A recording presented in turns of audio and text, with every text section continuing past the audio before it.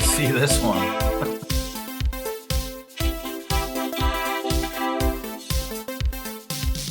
Hey, I'm Obi, that's it, and we are drinking from the garden hose, your favorite podcast.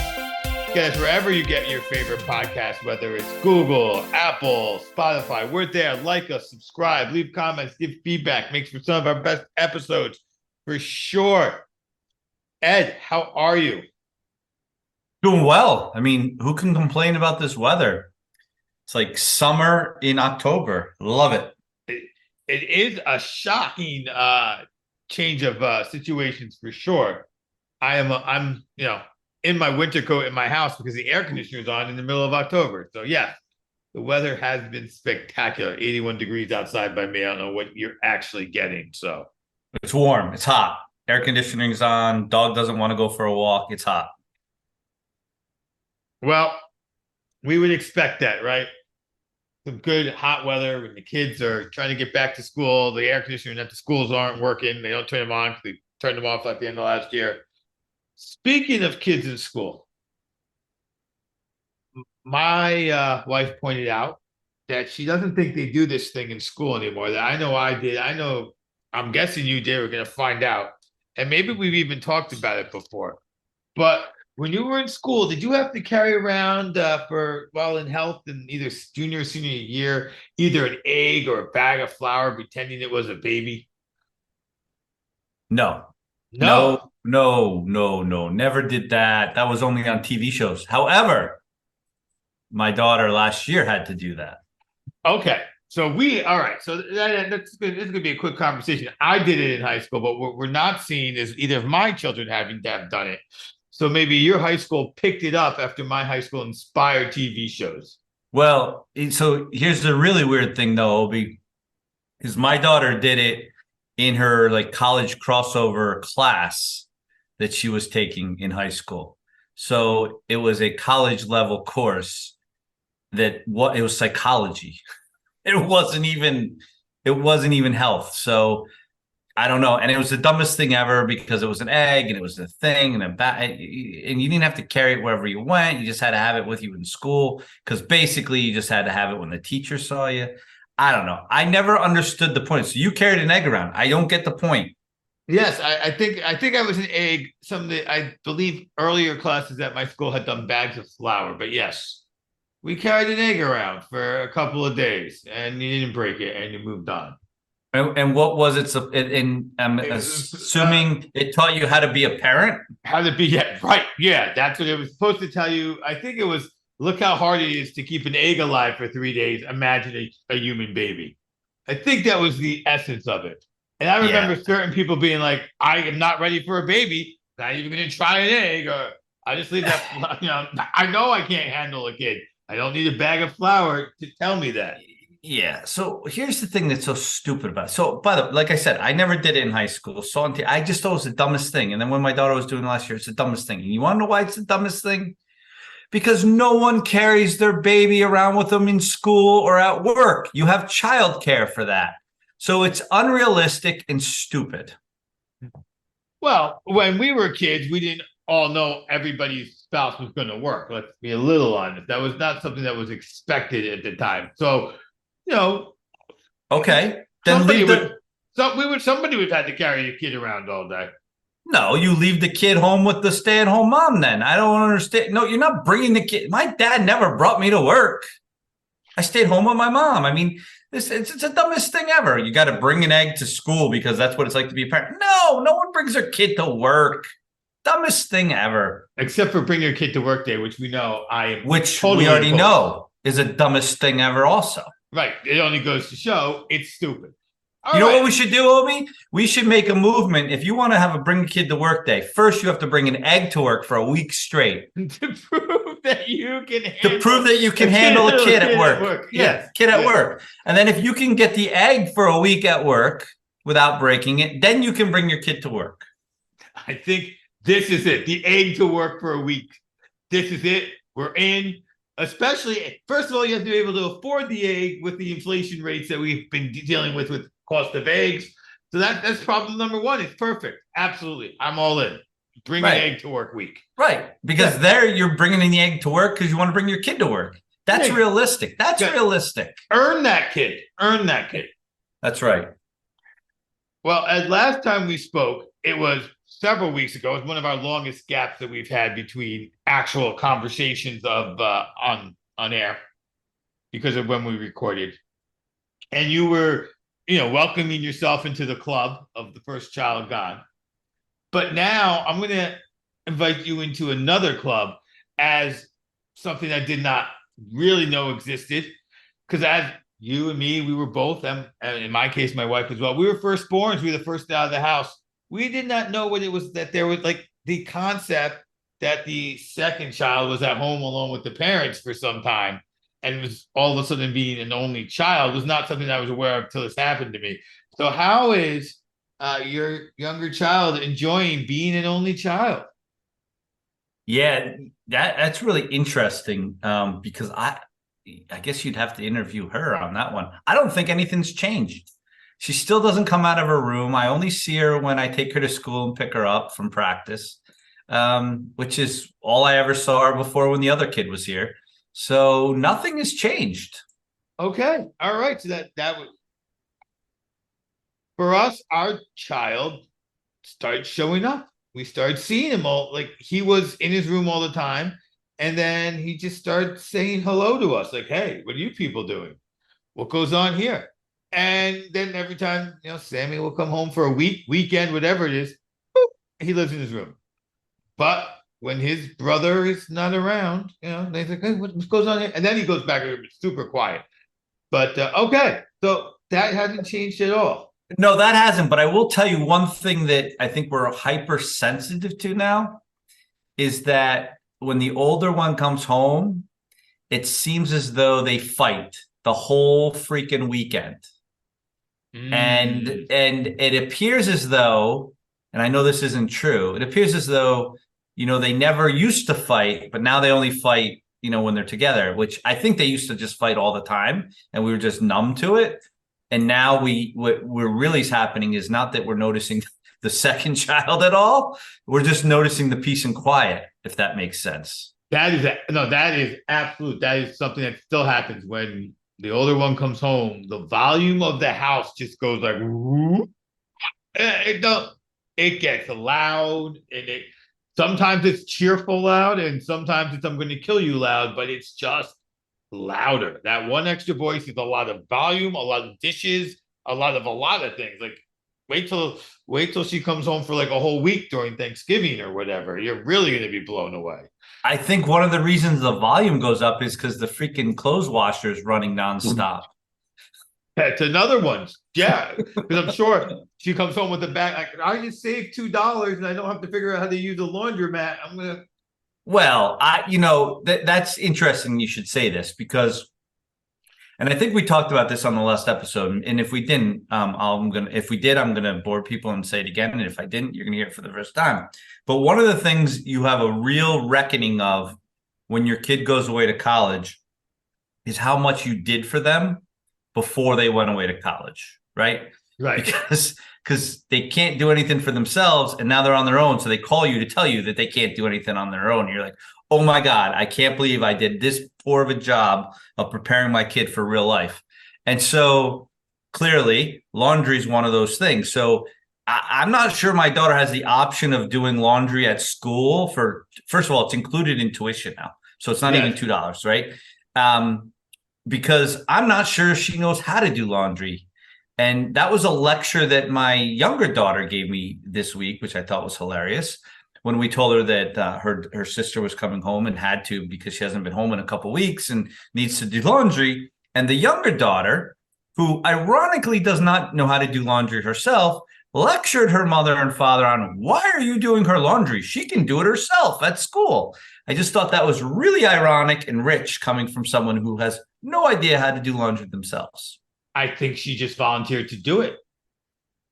Yeah, well, it would end up the way it has for the last couple of months is just not getting done, right? I mean, she does the sniff test in the morning, I think, you sniff it. If it doesn't, and here's the thing with the sniff test with your own clothes, like you can't even smell your own stink. So the only way you're not wearing something on the sniff test is if it's really rancid that you can smell it, right? Because you can't smell your own. I smell my clothes all. No, I shouldn't even say. I don't smell my clothes all the time. But when you do smell your clothes, you don't smell it. You don't smell anything. I agree. I have working from home, I have a very limited supply of clothing I go through. Literally have a pile of, can I still wear this? Can I still wear this? It's like 3 or 4 outfits. And then I'm like, oh, you're right though. When I go out, it's like whatever that is, that pile is at home only clothes, because you can't tell when you go out what that really is doing. Yeah, you can't. So the younger one doesn't do her own laundry, does a sniff test, which is, I mean, I guess in a way it's good because I don't have to worry about boyfriends. But I'm the guy that sends his kid to school a sniff test. But I gotta think, in this day and age, other kids are doing that crap too. They're in a big school like my kids. So first of all, I'm sure besides that, there's kids. I ask her, the pajama brigade, like every day when I would take my son to school, not every day I would take him, the days I would take him, there was always the pajama, like literally kids in flannel pajamas. That's what, like, they did not change when they woke up in the morning. That was for sure. Like, boop, just right into school. Yeah, pajamas have definitely been normalized. And Crocs are like normalized. Like, I don't know, when I got a pair of Crocs, but I'm not really going out in public in those things. But kids wear Crocs to school. They wear pajamas to school. They wear hoodies to school. And they wear baseball caps because they don't do their hair. Yeah. Oh, we weren't allowed to wear baseball caps in school. Oh, no hats in school. Disrespectful. Right. Wearing a hat in school, which, by the way, I don't understand how it's disrespectful to wear a hat. I still don't get that one. Like, it's disrespectful to wear a hat while you're eating. Like, I don't. Yeah. Says who? Right. That I think. Yeah. Who is being disrespected? You want to see my bald ass head? Fine. You got it. But yes, that is a trend that was finally broken. I remember certain kids in high school would wear a hat every day and get yelled about it every day. Like, that was like the whole thing. Like, you just knew that this kid was going to wear his hat and get yelled at about it for it every day. So here's something else, Obi, that I'm going to bring up, and I'm not going to go too far into this, right? We're just going to if you get it, you get it, and if you don't, you don't. All right, this is where we're going to go with this. But I see kids today wearing sweatpants to school, boys, right? I was never one that could wear sweatpants to school. I'm just going to leave it at that. So I remember both my boys went from, oh, I only want to wear sweatpants to school, to, Mom, I need jeans.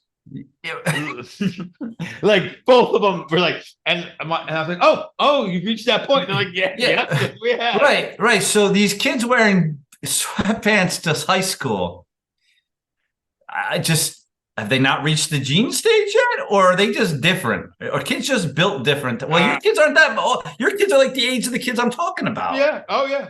Well, no. Maybe those particular kids have more self-control. I don't know. Could not wear sweats to school. I dropped my daughter at school today, and I saw some kid swantering into school wearing sweatpants. I'm like, how the hell is he doing that? I mean, yeah. I knew how he was doing that. I just didn't know how he's going to make it through the rest of the day. Maybe it's conceivable first period gym, change after gym. But yeah. Here's the only other thing I think that could actually be helping the sweatpants situation is that they've gone to this block scheduling. So when I was in high school, we had 8 classes. That meant you had to get up and walk the halls 8 times during the day. Like, now they only have to do it 4 times. Like, it's half as much. So maybe it's less opportunity to.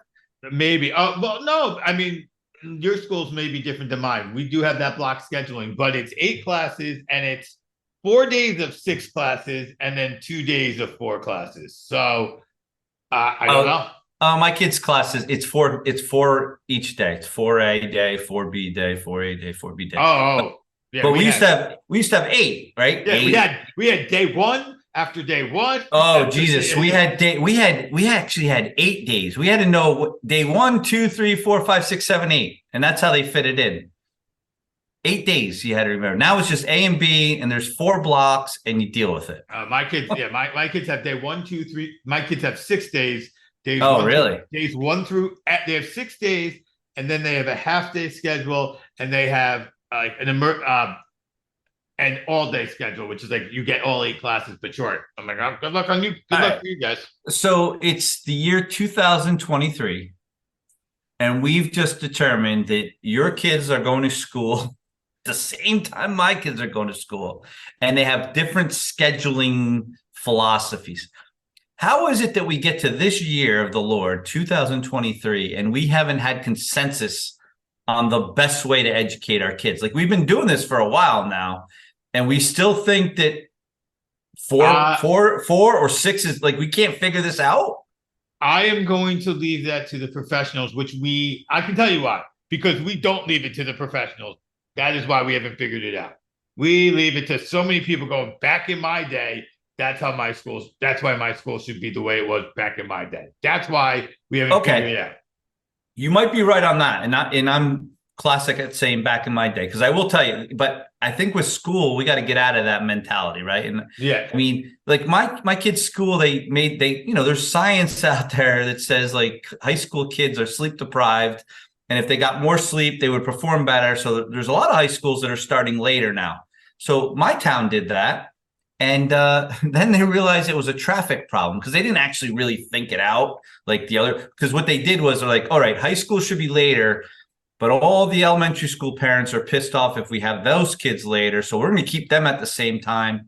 Middle school, we'll just move them up 15 minutes, and we think we can fit this all in. Of course, they couldn't. The buses were late. Traffic was ridiculous. And you have everyone then gets into a situation where they want to protect their turf. So the elementary parents come out in droves, are like, listen, there's a problem and you ain't fixing it with our kids. And there's more of them. So they just go back to where it was. But what you saw a lot was, well, when I was a kid, I had to get up when it was dark. I think these kids should too.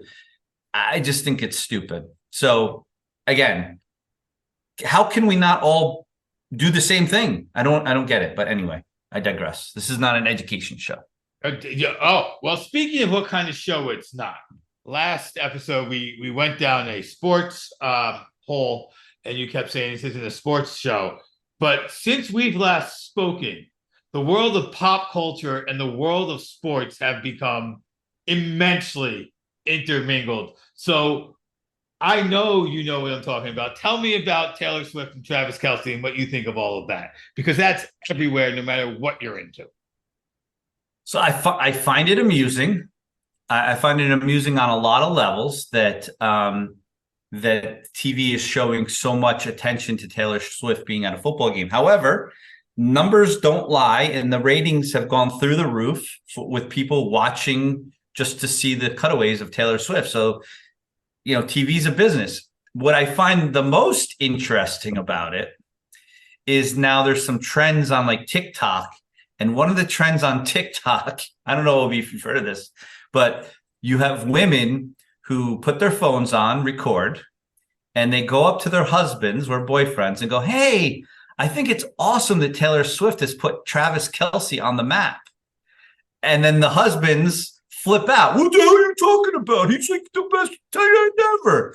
And like they post these videos on TikTok. Now, listen, I love football. I love sports my whole life. But if my wife or kids came up to me like that, I would not get exercise. It's the dumbest thing to get excited about. Nor would I get on that, especially, you know what that means? You don't even watch TikTok or anything. Like, you don't watch anything if you're the guy who falls for that, number one. Number two, I have issues with people deciding to post videos making fun of their spouses on these platforms. I don't think that's a good way to have a successful marriage. It's one thing if it's, satirical and your husband's in on it, but, it's another if you're just like, let me show you making fun of my husband, because if you go through that person's videos, I'm sure there's more of them making fun of their spouse. But I think most people, how can a man freak out about that? Like, okay, yes, it's obvious if you've actually followed this guy's career, that as great of a football player he is, he wants something to do after football and he's constantly been putting himself in the spotlight. And so, yeah, as a matter of fact, that's almost true. Like, this is advantageous for his post-football career, no matter what it does for his current football career. I prefer the ones where, like, guys are like, what do you know about Taylor Swift? Is it going to mess up my Kansas City team? Should I be worried about how him dating Taylor Swift will affect my fantasy team? Like, that's what I enjoy when people start going, well, there was Mayor, and then so-and-so hasn't been seen since whatever. They go through her dating history. Yeah, I mean, usually these guys are dating somebody and you don't even know about it. So I don't know how you get upset about that. But I will go back to the TikTok trend and the guys getting upset about it. First of all, I think it says a lot about the relationship with their significant other because the videotaping part. But if you're going to get upset because they make a comment to you, what do you think of them in the first place? Like, Yeah. so I'm that mad at you because you have an opinion? I must think you're an idiot if I'm going to get that. So that's one observation. But the other observation is it's kind of ironic in that just to where you're going with the females in this situation are actually right. Because if you look at his jersey sales and if you look at his social media followers, she has put him on the map. Like his jersey sales gone up 400%. His social media followers have more than doubled, which if your social media followers more than double, I would say that someone put you on the map because you weren't there already. Right. It doesn't matter how many you have. 100% increase is 100%. Something happened to give you that 100% increase, right? Like, absolutely. There's no doubt about it. So yeah, and it's true. The really weird thing though about all this is I believe, if I'm not mistaken, someone can go back and check the tapes. Last year, Taylor Swift was a devoted Eagles fan. Oh, she is an Eagles fan. Yeah. She grew up in Philly before she moved to Nashville. Yeah. Yeah. You know, I got a young daughter. I know all about Taylor Swift. She is an Eagles fan. Absolutely. And there is a conspiracy theory out there. Not that I get into these, but there's a conspiracy theory out there that she's going next level. And because she wants the Eagles to win the Super Bowl, she's sabotaging the Kansas City Chiefs. She's just getting Travis right to where she wants him right before the Super Bowl against the Eagles. And boom. Makes him cry, breaking his heart while his brother goes on and gets a Super Bowl victory. That's not the worst strategy. Go Taylor. I will tell you, the only people propagating that conspiracy theory are Eagles fans. So I don't put a lot of weight into that one. I just think it's really interesting that pop culture has collided like this. And then it's just, I don't know about you, but it's awkward with the cutaways with the mother. Like, you know, I think the biggest takeaway is the mother's almost, I think she's on the map. Taylor Swift put the mom on the map, if you want to know anything. Well, the mom would, again, just like Travis and the Kelce brothers, they were working their way into pop culture. They were definitely football elites above their playing ability. They were definitely that kind of football star.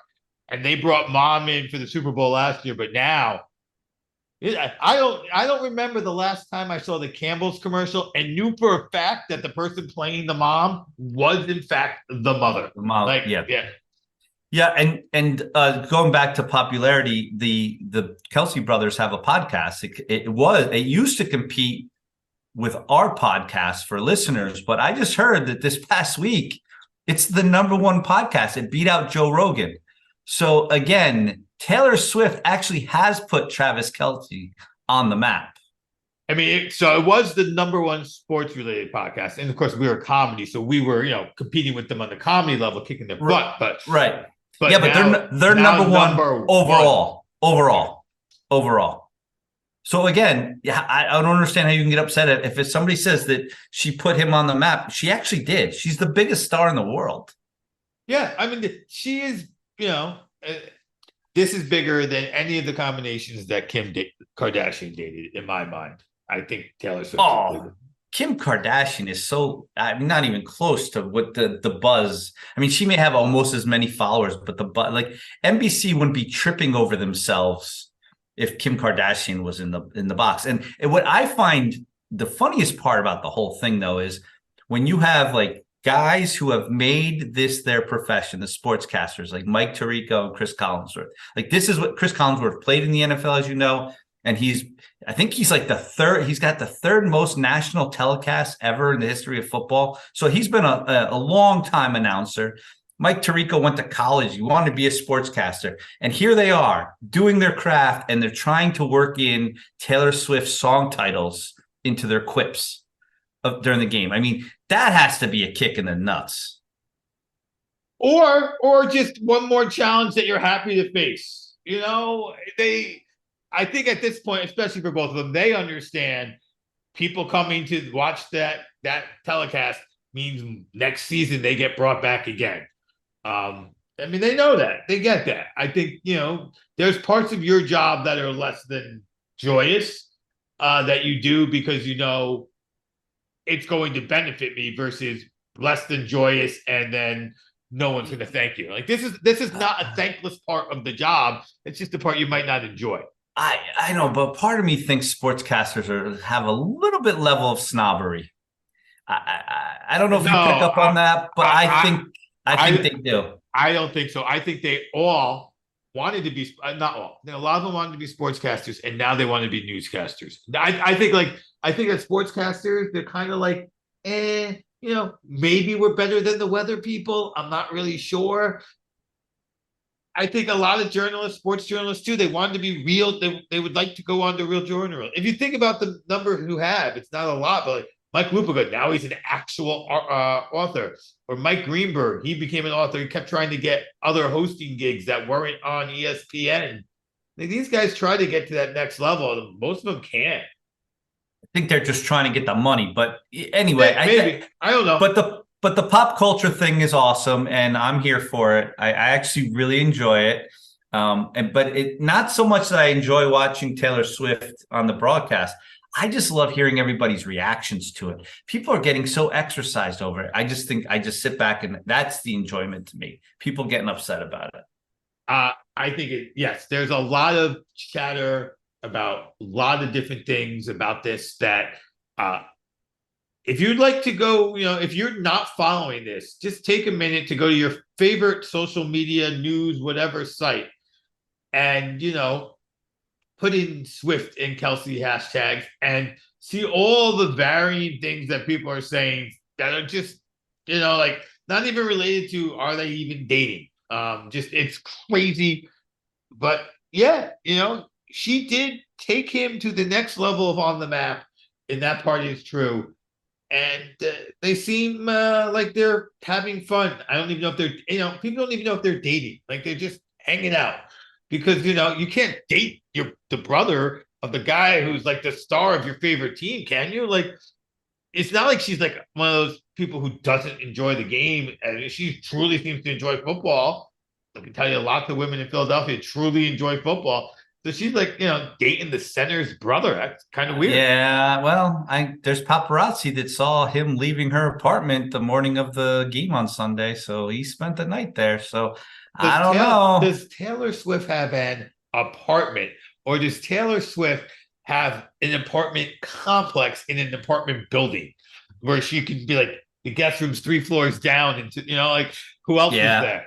I don't know what New York City real estate works. Like everything's called an apartment, but you own that shit, right? So it's a home, and some of those apartments or homes are 2 stories to who knows what. I'm sure she's got something nice. And I guess she could try to explain the way that he probably slept on the futon or something like that. But I'm sure I'm sure the guest room in Taylor Swift's apartment is better than my bed. And I'm very happy with my bed. Well, let's face it. He didn't have the greatest night on Sunday playing wise. So maybe he had the greatest night Saturday night playing wise. I don't know. You know, I just know that he did not come through for his fantasy owners on Sunday night. And maybe the other way is true. Maybe he didn't come through on Saturday night either, and that's why. And we now can begin all of the crazy conspiracies ourselves based on how well he played in a football game against the New York Jets. Hey, watch what you say about the Jets. I didn't say anything about the Jets. This isn't a sports podcast. I don't have time to talk about the Jets. It's a pop culture. So let's just think about this though, Obi. In our lifetime, going back old school, has there ever been? I mean, I guess Joe DiMaggio and Marilyn Monroe. That's not my lifetime. No. It's before my lifetime, but that's got to be one of the biggest sports celebrity Crossover. hookups, right? Yeah. Yeah. So like we have everyone Kardashian dated, but none of them. Yeah, but they were never stars. That's the thing. Well, like, Harden was. Harden was a star. Yeah, but that wasn't like public. It was more like Chloe marrying Lamar Odom, right? Like, yeah. You got the Kendall girl, right? She was with Devin Booker. Andre Rison and Lisa Loebs, Lefty Loebs. Oh, well, that was only significant because she burned his house down.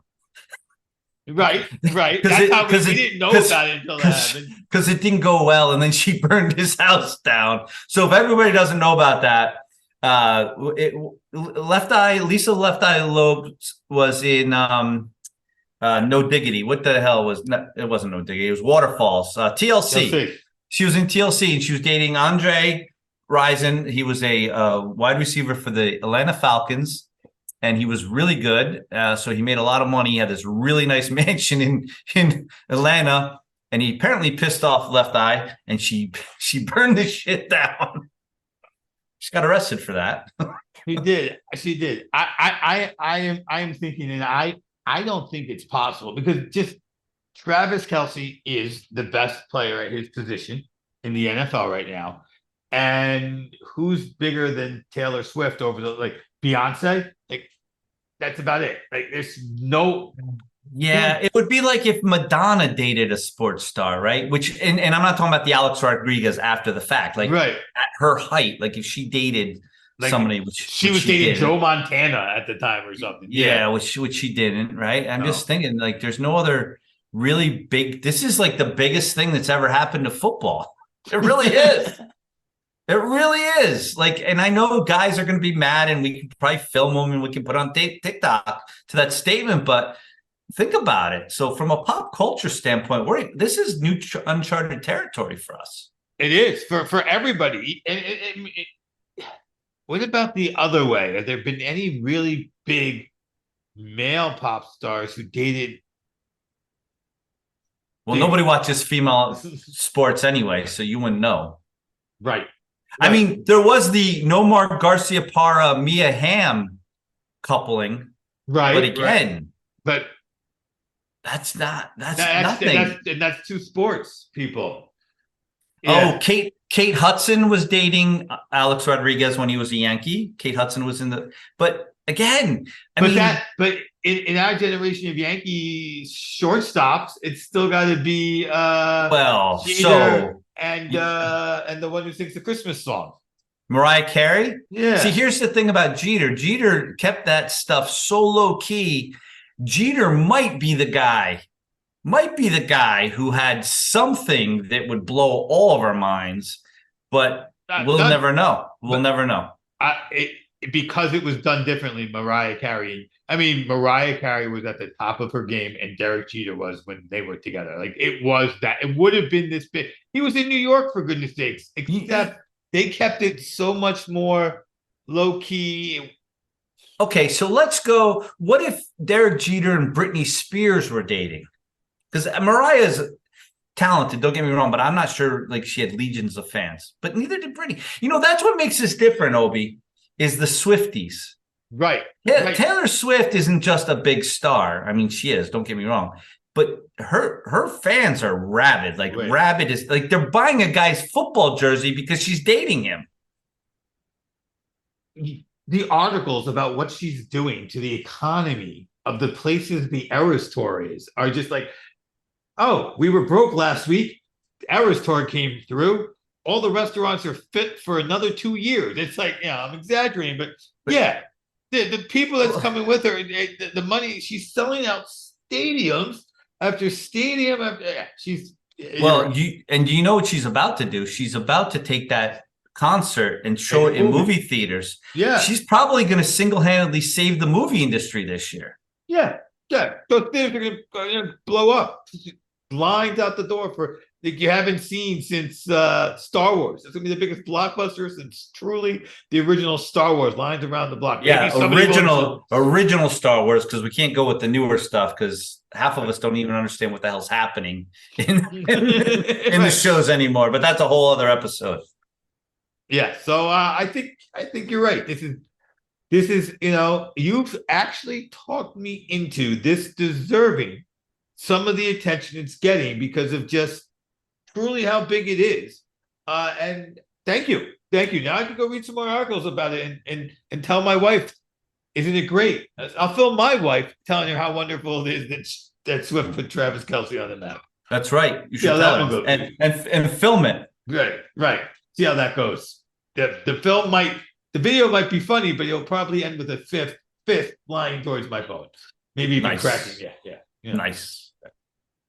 Yeah, and that would suck. And the charm is that we suck. I'm Obi. That said, listen to us again next week.